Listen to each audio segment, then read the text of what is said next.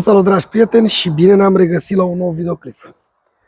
Este seară, avem o lumină minunată, am ieșit să fac focul la centrală, pentru că seara mai facem cât un foc pentru copilaj să fie cald.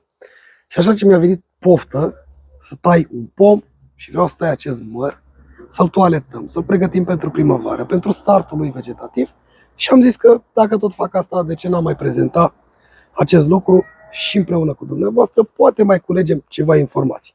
Este un măr altoit de mine, pe portaltoi sălbatic, de măr dulce. Portaltoiul și-a impregnat o capacitate mare de fructificare asupra lui. Este un pom de vigare mare, iar soiul altoit este un palmen. Mi-a ieșit un hibrid din acesta sălbatic, de nu vă vine să credeți. Este extraordinar. Iubesc cel mai mult pomul ăsta pentru că face niște fructe foarte mari și foarte gustoase și se maturează undeva aproape de începutul lunii septembrie și ține până acum. Și acum am mere din ea. Dar lăsăm astea deoparte și singurul lucru care pot să vă spun, spre deosebire de particularitățile sporului, acolo unde întâlnim Starkinson, unde întâlnim Florina și așa mai departe, cei care sunt din soiul palmen au o particularitate că internodurile, adică cei muguri și nodurile care se fac pe ramurile de schelet și semischelet, cât și elementele de fructificare, sunt mai largi, sunt mai mari. Iar asta impregnează o distribuție un pic mai largă a elementelor de rodire și de prerodire față de Starkinson, acolo unde avem internodurile mai apropiate sau de Golden Spur și unde fructificarea tinde să fie grupată, adică toate vetrele de rod, toate bursele de rod caută să fie mai grupate pe ramurile de semischelet decât în cazul palmenului. Și de aceea el trebuie tăiat într-un stil mai aerisit puțin, chiar dacă particularitățile de tăiere nu sunt în funcție de soi, ci pur și simplu sunt în funcție de specia semințoaselor. Și prima dată, dacă n-ați mai făcut asta, ce puteți face dumneavoastră, care nu aveți o experiență foarte mare, este să vă orientați după toate aceste creșteri verticale. Tot ce găsiți vertical crescând în sus, eliminați fără milă. Și asta facem în primă fază. Vom începe să eliminăm toate aceste creșteri verticale. Mă iertați dacă stau cu spatele la dumneavoastră, dar trebuie să fac acest lucru și să elimin toate aceste creșteri.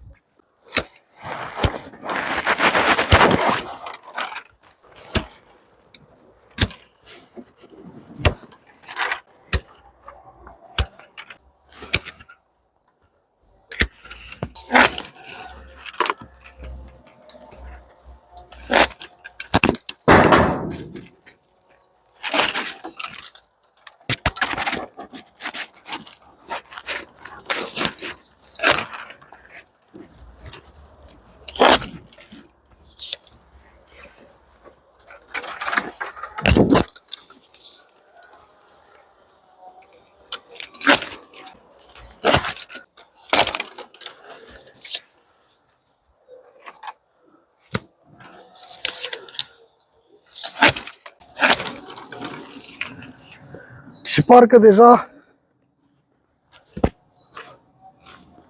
pomul nostru a luat puțină culoare, nu? Parcă e puțin mai aerisit, nu?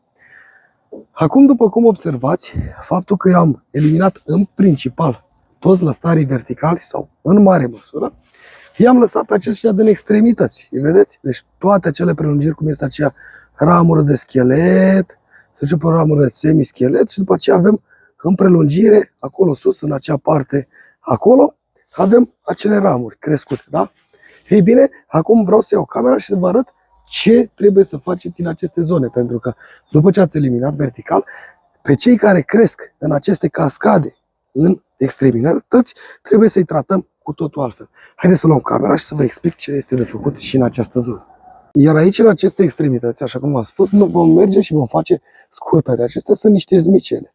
Iar noi vom scurta către un mugure exterior. Dar vom vedea că mai jos avem aceste burse de rod deja pe el și avem aceste zmicele de vigoare mai mică pe care le vom lăsa și nu ne vom atinge de ele pentru că ele vor fructifica în partea terminală în această zonă. Vedeți? Deci pur și simplu am lăsat această țăpușă aici, generăm creștere în partea aceasta, iar aici vom avea fructificare pentru că avem burse de rod. Și așa facem pe fiecare extremitate în parte. O vedem pe aceasta că se întinde foarte mult. Venim, căutăm un element de prerodire, cum este această țăpușă de aici. Secționăm și acum vedem unde ne interesează o creștere. Dacă ne interesează o creștere în această zonă, secționăm la un mugure spre exterior pentru a avea creștere, iar aici pur și simplu tăiem. Și așa mergem pe tot cuprinsul pomului. Aici vedem că avem destul de multe elemente de prerodire. Singurele de care ne atingem este cele care se duc spre interiorul pomului. Iar aceasta, cum este din această zonă de aici, foarte lungă, putem să aplicăm o scurtare la 1-2 muguri pentru a determina o creștere în această zonă. Aici avem o creștere spre exterior care nu ne deranjează, avem o altă creștere în partea aceasta, venim, facem o scurtare în prelungirea ramurii de semischelet și o lăsăm acolo. Și așa facem pe tot cuprinsul pomului. Vedem în această zonă același lucru, venim și eliminăm și facem o scurtare. Astfel, prin aceste procese, noi efectiv căutăm pe cât posibil să prelungim acolo unde vrem și unde nu avem nevoie și avem fructificare să lăsăm aceste elemente de prerodire. Tăierile le vom face de trecere, astfel încât acolo unde tăiem să avem efectiv ramuri cu o inclinație mai mică. Haideți să vă exemplific pe aceasta. Uitați. Deci le avem pe aceastea două aici și aceasta e pe o inclinație mai mică, aceasta se va garnisi cu elemente de rodire. Acolo unde avem aglomerări, putem să mai intervenim, cum am face în acest caz.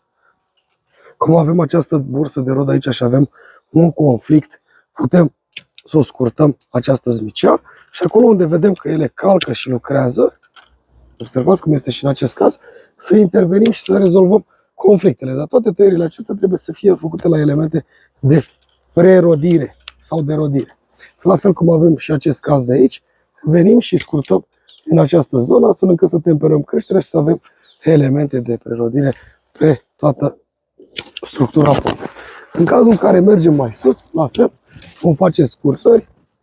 Aceasta este o zmicea de care nu mă ating, o torsionez oarecum, merg mai jos și fac toate aceste scurtări acolo unde este necesar. Unde nu este necesar, le las efectiv. Da?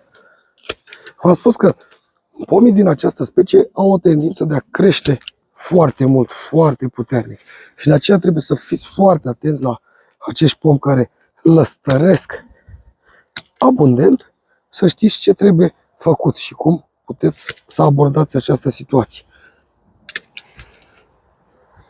Observați, aici putem să mai facem scurtări la elemente, gestionăm situația din această zonă, la corectăm aici.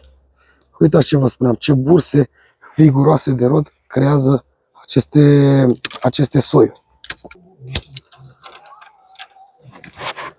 Uitați.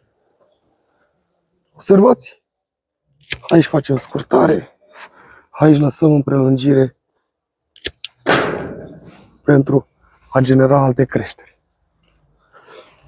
În această zonă mergem la element de prerodire și scurtăm. Exact în această zonă aici.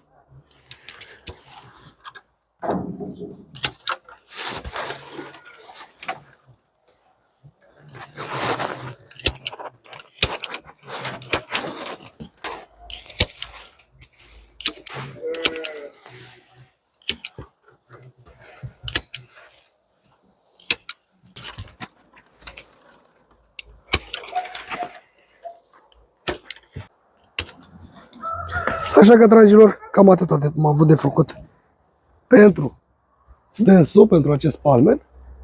După cum vedeți, am eliminat tot ce a fost vertical, am eliminat conflictele, am făcut oarecare simetrie pe partea exterioară, am făcut numai tăieri de trecere, am lăsat bursele și vetrele de rod, iar acum haideți să luăm camera să vă arăt puțin, să vedeți exact cum arată el față de atunci când am început să-l tăiem. Și uitați-l, acesta este individul.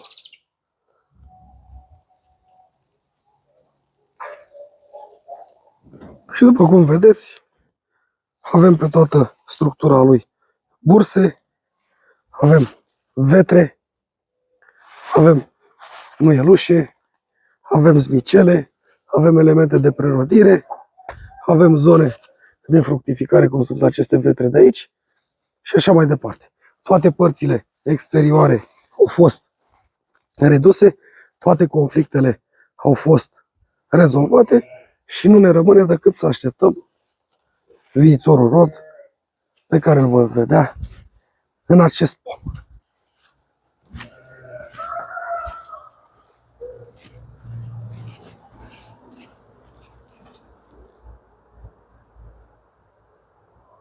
Dragilor, cam despre asta a fost vorba.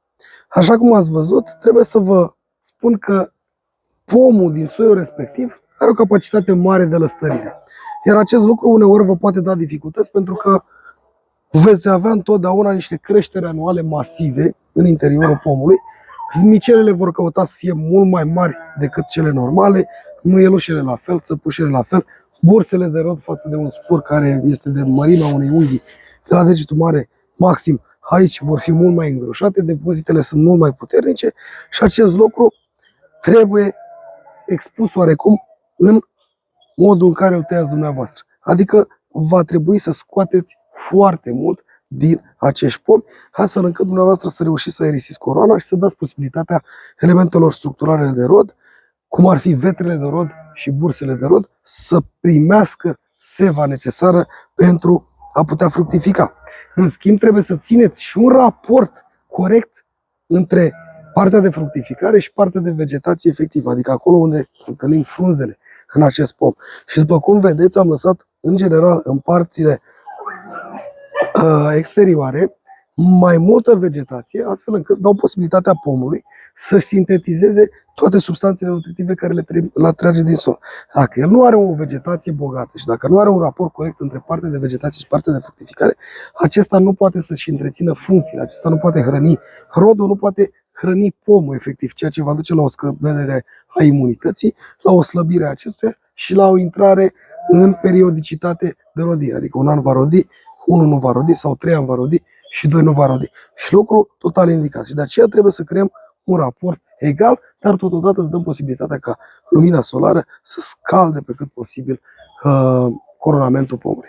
Așa că, dragilor, până la următorul material, eu vă doresc toate cele bune și speranța că ați înțeles cât de cât ce vom face cu lăstarile la cum vom acționa în interiorul coronamentului și ce vom face pe extremități, eu vă doresc toate cele bune. V-am pupat!